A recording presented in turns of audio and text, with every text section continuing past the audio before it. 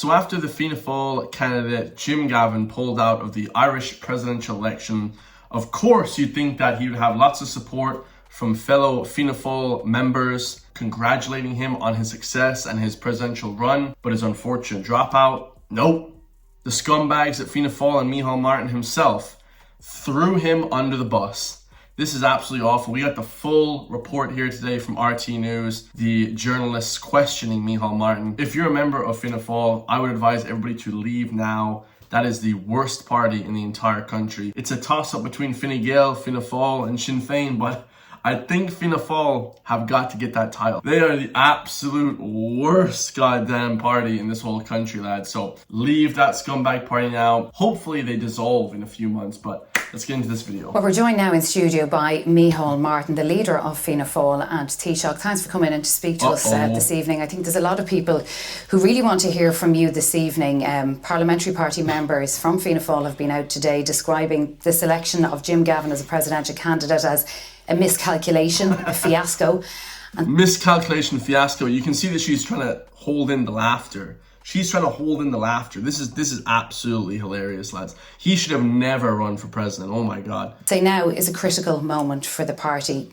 You messed up in picking Jim Gavin, did you? Well, I think first of all, I think the parliamentary party, on my strong recommendation, and the majority of the party selected Jim Gavin in a democratic election. Why? Because barely democratic. I think it was the most undemocratic election. They didn't allow Nick Delahanty, they didn't allow Conor McGregor, and most importantly, they didn't allow Maria Steen. I would advise everybody to hashtag spoil your vote. Write Maria Steen at the top of your ballot when you go to cast your ballot in late October. I think my strategy was, I think we needed a broad-based candidate who could have the potential to garner a significant degree of support across society. And his background was significant, and he had made a very significant contribution to Irish society. It was very much, as you just said there, you picked this guy. No, I didn't. No, I think we need to be careful about all of that, because we have a parliamentary party of democratically elected representatives in their respective constituencies. There was actually early on a very strong positive reaction to Jim Gavin's selection. If you look at the early, even though I'm not a big fan of polling, the early polling and so on was positive. I got lots of positive feedback. But hang on a second, he's basically feigning responsibility there. She said, you picked this guy. Those were her words. And he said, well, let's not take it that far. I didn't pick the loser. He's kind of throwing his hands up. I didn't pick him. I don't know who picked him, you know. That's a bit of a scumbag move, guys, if you ask me. Jim Gavin, from sporting world, from the military world, and indeed from his work as the chair of the Citizens' Assembly, and particularly in the northeast inner city, there was very positive. Well, you made it clear that this was the person you wanted to see as the Fianna Fáil candidate. Fianna Fáil wanted a candidate, right, the parliamentary party. But May, June, July, no one came forward to me within the parliamentary party and said, I want to be the candidate. Well, there are some people who say they sent you text messages and you never replied to them. Bertie Ahern, for one, said he sent messages. No one, just listen to what I said. No one in the parliamentary party came forward and said, I want to be a candidate in May, in June or July. Now, in July, the others did come forward, and Bertie Ahern indicated, not to me, but to, I think, to Sean Dorgan, maybe Secretary General, and there was conversations. And Mary Hanifin did, Bob Geldof. Bob, later, lots of names came in August through different sources. So for those who don't know, Bertie Ahern, he also wanted to run for presidential candidate, okay? He also wanted to run for Fianna Fáil, I think, but Jim Gavin, I think, got in the way type of thing. But it's unbelievable how he's thrown him under the bus. We're only 2 minutes in and he's basically like feigning all responsibility, like I said. I mean, it's unbelievable, guys. This is the kind of thing we're dealing with in politics. I mean, politics is a dirty game, especially in Ireland, one of the most corrupt countries in the world. I think we're 15th on the list of most corrupt countries in the world, lads.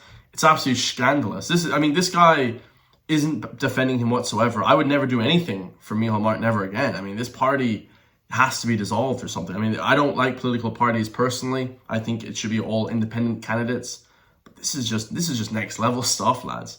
So on like that, and that's one of the difficulties with this presidential election. I mean, there could have been 10 or 15 names were mooted by different people or in the media, but I can't keep commenting on every individual name throughout August. He was democratically selected, as you say, by the parliamentary party, but you had given your firm backing to him. Absolutely, I take responsibility for that. I take responsibility for that, and I want to acknowledge that many members of the party are hurting out there today because of what has transpired.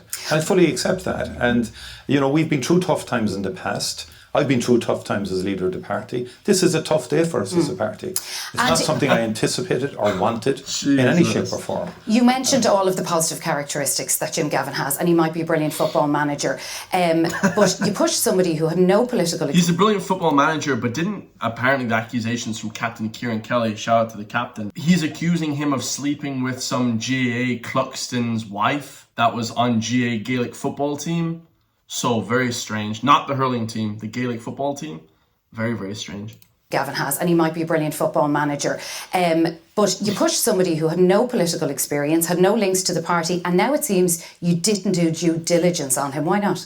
Well, that's very true. You know, he had no political experience. Terrible. He had military background, which isn't necessarily run for office. I think it gives you good experience to be in the military. I think that's great. That's probably the best thing about him, for me personally. But that doesn't give you experience in the political world, not at all. Did do due diligence, that's a very comprehensive due diligence was done. And secondly, I've always questioned, I mean, in the past we've had presidents who were not members of political parties or who were not members of Dáil Éireann or who were not ministers. I think we need to be careful that the wisdom of the herd doesn't come in and say you can never be a president if you're not a member of a parliamentary party or if you have never been a minister. Which is fair enough. I think constitutionally that was never meant to be the case. Because that's the issue. That's the issue here.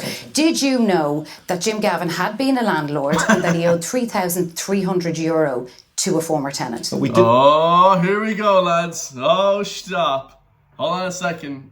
She got him now. Had been a landlord and that he owed €3,300 to a former tenant. But we didn't know about that specific issue. Okay, so you didn't do that due diligence. Did you ask him? Yes. About being a landlord? So we knew he was a landlord. Okay. He volunteered. Like what happens in a situation like this, you say to any candidate, is there anything in your life that we need to know? Is there anything that happened in the past? And that happened with Jim Gavin over a number of hours. And then subsequently, queries were made, and there's queries made about lots of things in the midst of election. Just want to go to the specifics here. And repeatedly, Jim was asked, had you ever any issue with a tenant? And he said, absolutely not. This only happened last week, though. Even prior to that, there would have been, that was put to him as part of, because when it was emerged that he had been, he rented out an apartment at one time in his life, then it was asked subsequently, was there any issues with a tenant? And the answer was no. I mean, there's only so much, anyone can do in situations like this. We're not, So he didn't tell you the truth? Well, I think what happened here, there was an issue happened in his life back in and around 2009. He clearly did not deal with it at that time or since, and probably buried it somewhere in the recesses of his mind and didn't deal with it. And the consequences of that have now come home. Man, that's really bad by Micheál Martin to say that. Like, Micheál Martin's a bad dude. Like, to be honest, lads, to throw your own candidate underneath the bus like that, to say, he didn't tell us, like again, you're feigning responsibility for your candidate. Like, I would back up my friends. I have camaraderie. Like, I back my friends. I know how it is to be in business with people. You defend your friends and your candidate. No, I would defend them to the end. But this guy just even such a little thing like money, €3,000. It's not major. I mean, it's a lot to some people. It's a lot for me. Okay, that would be a lot for me personally. But it's not a lot to a lot of people. That's not like major, like, hundreds of thousands of euro, millions or whatever, right? But to even throw him under the bus, we didn't know that, like, he didn't tell us about that. Oh, man, that's not good. That's a bad look, man. Fianna Fáil are just scumbags, man. Oh, man. I'd leave that party completely. And I've actually talked to a lot of people, and the people that are in Fianna Fáil aren't scumbags, but a lot of this rhetoric, a lot of this talk behind them is not good. I've talked to a lot of people that are actually in Fianna Fáil. A few people have reached out to me, and they said, yeah, we've left now, Chris. We're independent. We're more right-leaning. They're not good. They're not good people. I mean, come on. Although not bear any responsibility, because a newspaper managed to find this out. How could a party who's running a presidential candidate, someone to run for the highest office in the land, not find that out? Well, I think there's only if people, and look, there was other spurious, invented stories about Jim Gavin as well, which were completely false. So we get lots of queries in respect of different candidates at different times. We do everything we humanly possibly can to get to the bottom of those, but ultimately you have to depend on, when you put the question to an individual or to a candidate. You ultimately found out last Saturday, isn't that right, when the tenant came to Fianna Fáil? Contacted our press officer or press office, and it was and I understand why, annoyed with the article on Saturday. And then the tenant said, I've made numerous attempts to contact Jim Gavin back in 2009, and that was Saturday evening. And that then was a significant change in what we knew, because we weren't aware of the tenant, didn't know the tenant. And so... So how did you feel about Jim Gavin's candidacy at that stage when you found that out? Well, I felt that I had functions all day in Cork on Saturday. Did you know? Functioned I got feedback on late Saturday evening that this conversation had happened. So I think then I said to the party, look, you need to talk to Jim about this. He came in, he discussed it, he went back home, and then he wanted to find out more material, more information. And then I travelled up to Dublin yesterday, and then yesterday afternoon I got the latest readout on it, and we discussed it.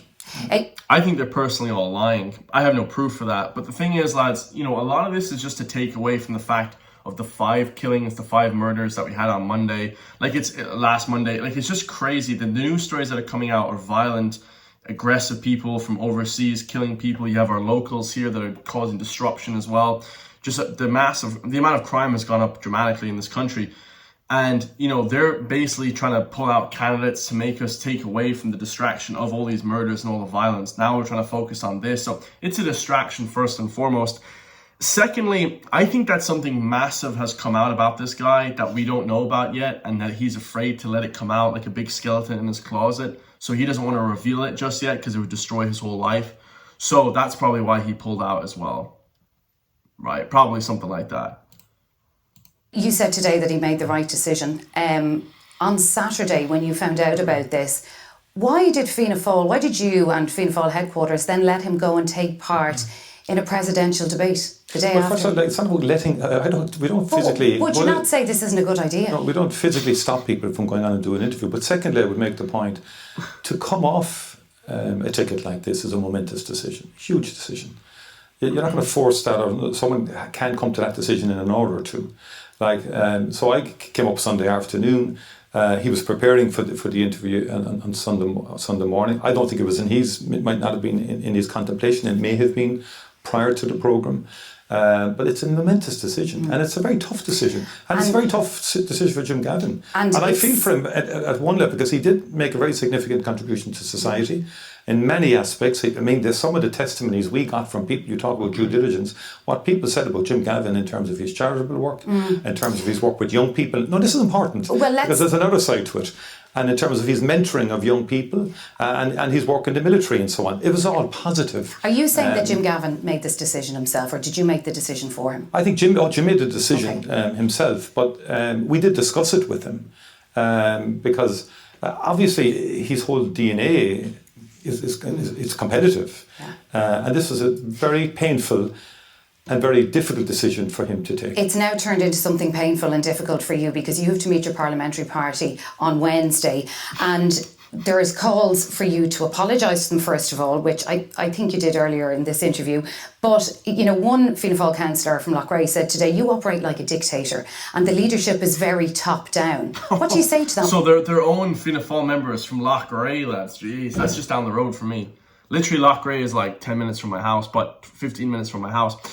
They said that he operates like a dictator. His own people said that he operates like a dictator. Oh my God, man, this is terrible. Will you change that way of operating? Well, I would resent that term. I'm a Democrat. I'm a passionate Democrat. Anybody who knows me knows that I believe that. They're not. They blocked out Maria Steen, Nick Dillahunty, McGregor. They blocked out these people. Him and Simon Harris together blocked out people from attempting to get on the ballot. They said no Fianna Fáil councillors, no councillors of Fine Gael should ever be backing anybody else apart from our own people that we put forward. That's bullshit, guys. You should be able to back whoever you want, no matter who you are. It's ridiculous. Everything he said is a lie. Okay, this country is cooked. Fianna Fáil and Fine Gael have absolutely destroyed this country. Do not vote for any of their candidates. Write Maria Steen at the top of your ballot. Spoil your vote, because this is undemocratic process. Bunch of scumbags. I love you guys all. Let me know your thoughts. If you want to support me so I can help support you guys, push back against the mainstream media and the, of course, corrupt Irish government, then hit the join link underneath the video for just €3 a month. I have a bunch of blocked videos, bunch of content for you guys. All my live streams will be going up there as well, blocked. So yeah, hope you guys enjoyed that, and I'll see you in the next one, man. Peace.